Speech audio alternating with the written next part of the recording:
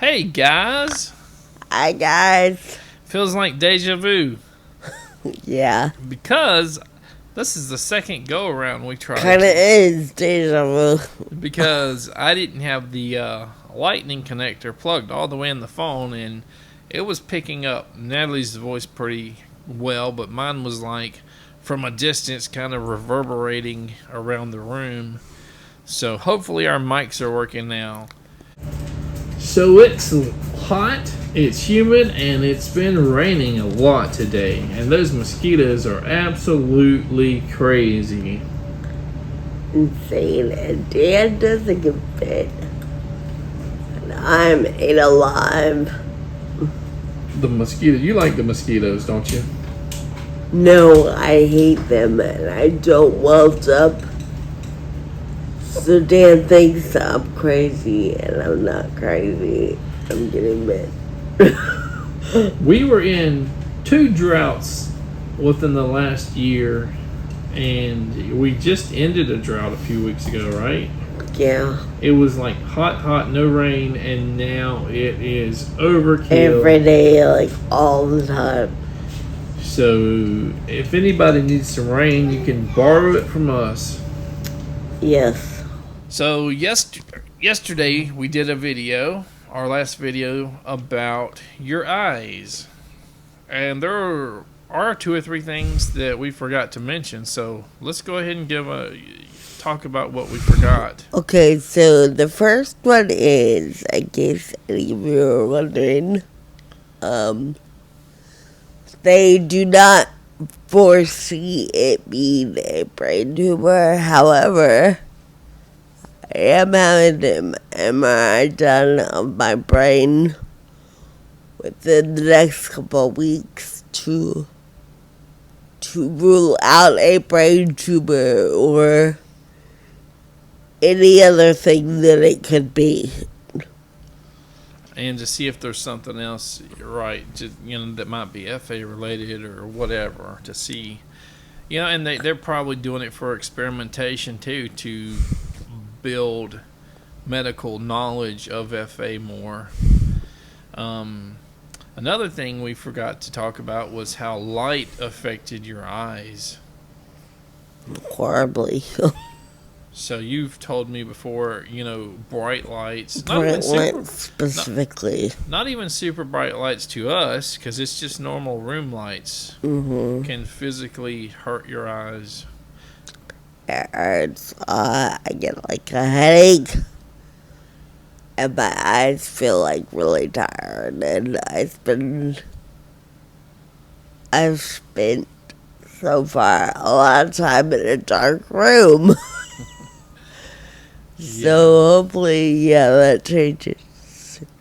And it affects your vision, right? My what? It affects your vision. It what does it do? Yes, it does. That's when. Okay. So yesterday I talked about it. It be like someone holds up said like a baggie over my eye. Yeah. So when I have a lot of lights I would relate it similar to like lightning bolts going off in my eyes, like flashes. I don't know how to really describe it. Like you put some kind of opaque bag or something over your eyes, and it's. That was what I said yesterday. Yeah. That's what I am when I'm like, whenever like lights, it's like a flash. And again, they tested my retina, and my retina is fine. And so, if people have watched the previous video, we probably should link it into the description of this video. Some people might question, the topic saying something, what I'm going blind or my eyesight is going or something like that. I can't remember. Do you remember what the topic was? I don't. And you might say, well, it doesn't sound like from the description, that it's quite like that. But here's what we also forgot to mention. We talked about missing the eyeglasses on that first appointment and not seeing as well. But even with the eyeglasses, you really struggled to see those To letters. focus, yes. So, best case scenario right now, it's still really bad. You're probably. Yes. Do you think you're legally blind? According to first ophthalmologist, yes. So, I don't know for sure because they haven't told me that as the current doctor, but according to that first guy, yes, I am.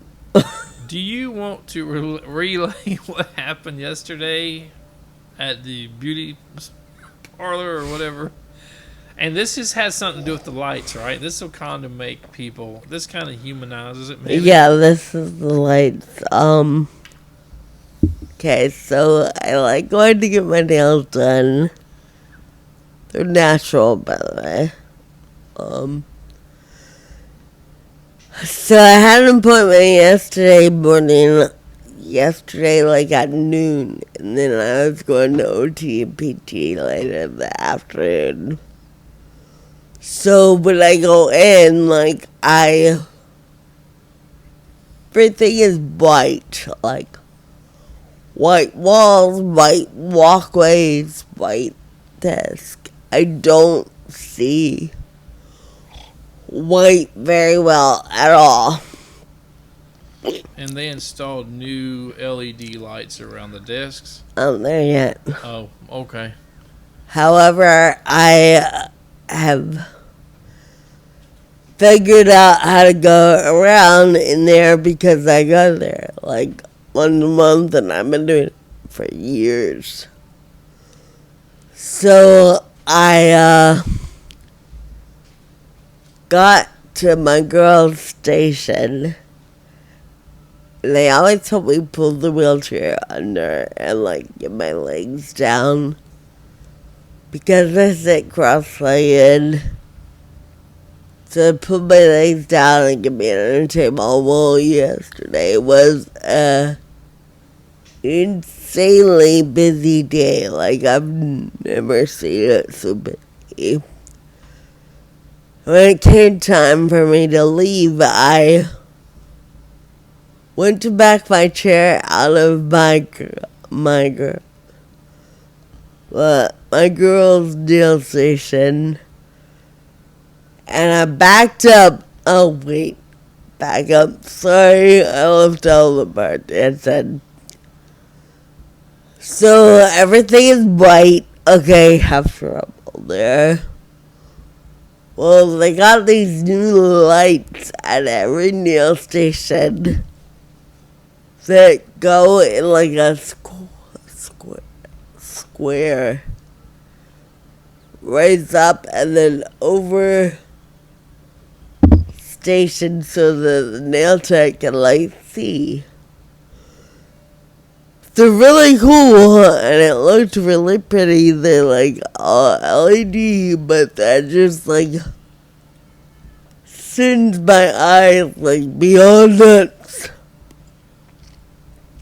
So by the time she was done with my nails, I was like, oh my god.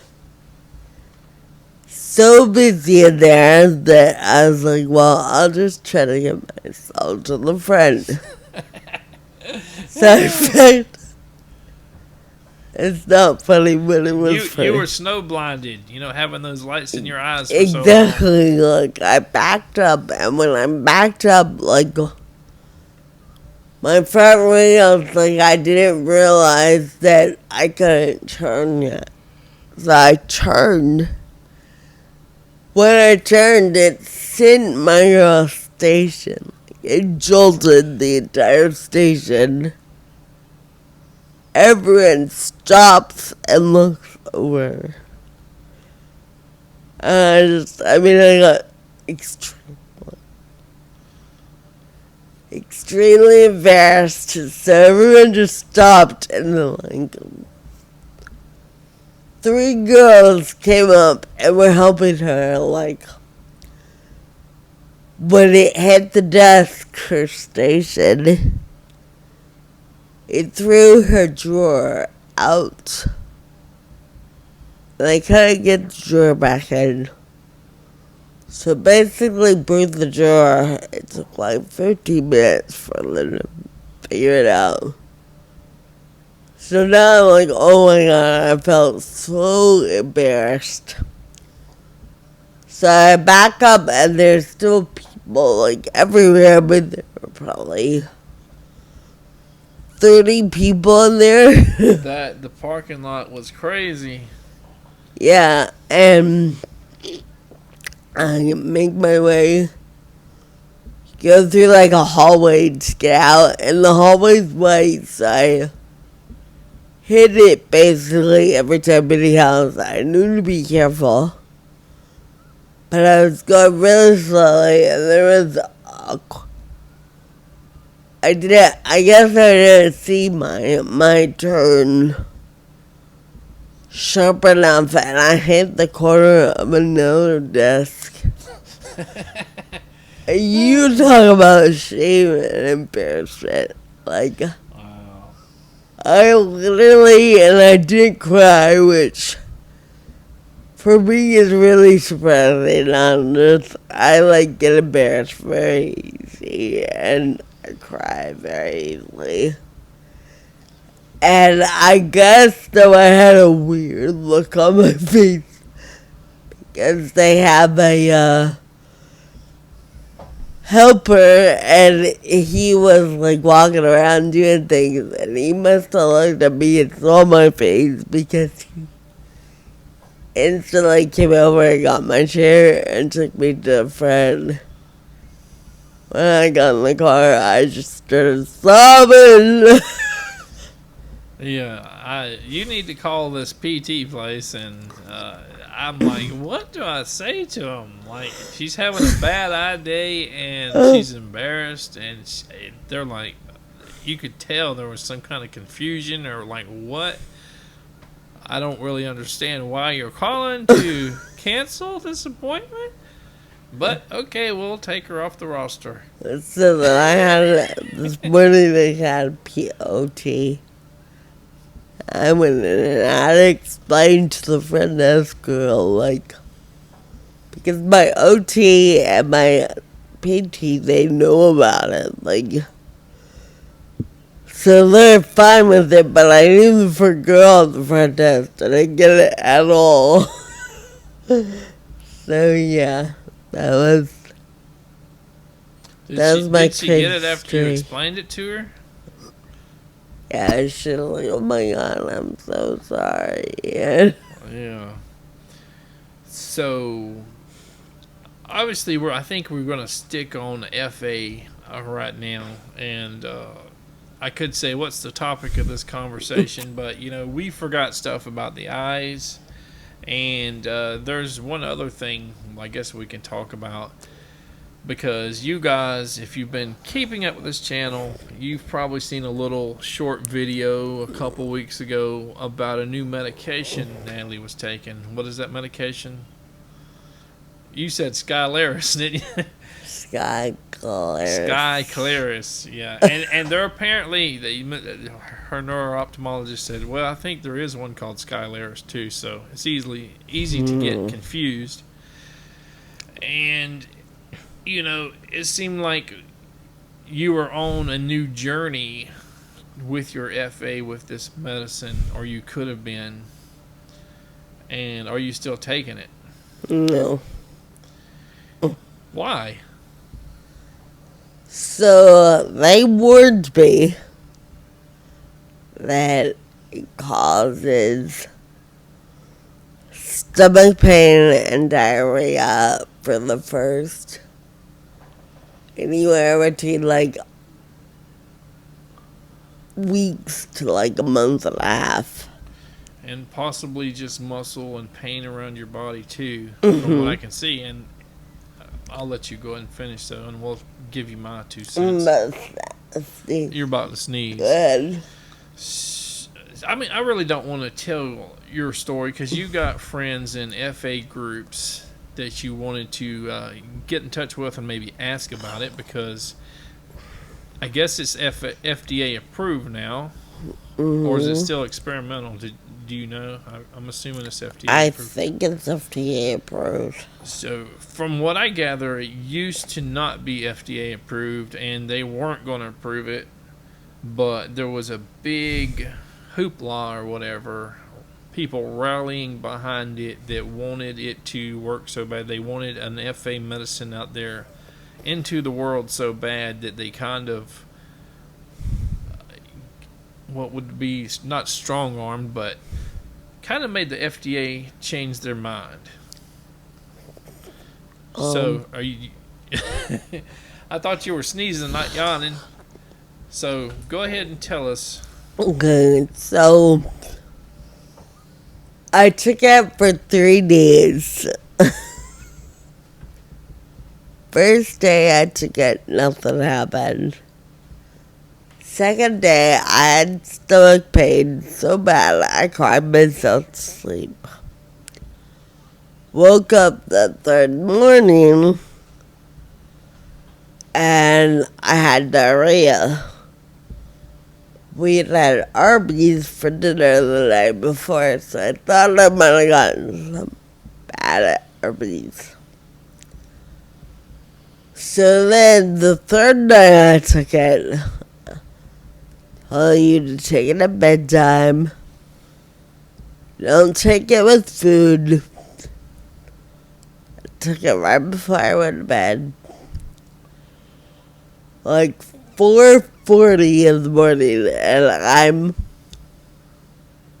I can't. Dan has to help me onto the potty. And all 3 kids, typically all 3, sleep in our bed. So, 4:40 in the morning, I'm wide awake. Horrible stomach pain again. Oh God, I gotta go to the bathroom now. So I had to wake all 3 kids up, because one sleeps on my right, one sleeps on my left. The third one's usually my legs or possibly Dad's arms. So I had to wake them all up, move them all, wake up Dan, which is not an easy task. He sleeps like a zombie. And I went to the bathroom at 4:40 in the morning. So the next day I could not eat, I could not drink, I could not even get down water. For me, I have had severe IBS for probably at least 20 years. You said it started after you had your gallbladder removed. Yes. And I haven't had an active flare up since our first son was born. And you were hospitalized with IBS. I was hospitalized. It was so bad. I ate. So Literally, the only thing I could get down for weeks to probably a month or 2 was Cheez-Its and small sips of water. So you basically have IBS PTSD. Yeah. And when you started taking Skyclarys, that brought back, well, am I going to be in the hospital again? Oh, yeah. And I mean, I cried for days after all the stomach pain. I, begged him to take me to the ER. And So, yeah, it just brought back every memory of what an IBS flare. I would say, ask if there was any way you would get back on it, but I think. So, the neurologist, after we got in touch with him, never got back to us, to Natalie, and we were expecting him to say, hey, just keep trying it for a couple weeks, it'll probably get better. Or, hey, let's give you some pain medication to manage your stomach or body pain or your stomach issues. But I don't want that because, again, like, if it's reactivating my IBS, no one can tell me. I called a pharmacy, the pharmacy for the medicine. I talked to 2 or 3 nurses, including my own primary care. And I brought it up to the neuro-ophthalmologist. No one could tell me that it was not going to reactivate my IBS. Which is my main concern. Well, obviously it did, but what they also can't tell you is if it's just temporary, and that's what we don't know. That's what I mean. I don't want the stomach pain and an IBS is normal. Everyone has that. It starts out a lot. Supposedly it calms down after so many weeks or months. But how do I know with me already having the history of IBS? It's not going to be there forever. And I don't want to take other medicines. I literally take just gabapentins. I don't want to be on 20,000 medicines. Well, I sort of had a negative idea about this medicine a long time ago based on what I read. But there's another side of me that says, what if like I said, it was temporary and it started helping you? There's another side to the story that when it helps somebody, supposedly it is 5% improvement. It doesn't cure FA and it doesn't tackle the frataxin issue in your body. It's something totally different that may stop or may improve the progression. But when you say 5%, I have to wonder if some of that is psychosomatic and willing yourself into thinking you're doing better or even doing better because you willed it. And how much, it's not going to make me walk. There's no truth to that. So I don't see, you don't understand me, that's your problem, not mine. But you talked to somebody on an FA group. I don't know this person, but you asked her if it helped. And she's younger, right? Yeah, that's the whole thing. I gotta weigh that out, too. I've talked to a couple people on it, but they're all, their 30s or even younger. I'm 44. So when they did the testing for this, you were already too old to test. Mm-hmm. They were looking for younger people or maybe ones that had their symptoms show up later in life. And were your FA, I don't know, I'm not sure. I would say probably not in a wheelchair, but I'm not sure. But something else that I think this person told you was that she was still on pain management for the symptoms, for the... And then she was on it for something else. Skyclarys. But if there is a chance that you have to take medicines to control the stomach issues and and pain, body aches, or I whatever, don't want that to be. forever. I mean, forever. Then having a possible 5% improvement. Yeah, like, I'm happy the way I am. I mean, don't get me wrong, if I could walk and be out of the wheelchair, I'd be even more happy, but You know, I'm I would happy. like to see what long term this does to people. Is it going to stop their progression entirely for the rest of somebody's life? And then it would be good for younger people, possibly. I mean, it kind of, we're facing this with my nephew. He is 12, and they just diagnosed him with serious Crohn's disease. No, I'm sorry, they're not sure if it's Inflammatory bowel Crohn's disease. or ulcerative colitis. It's IBD. Yeah.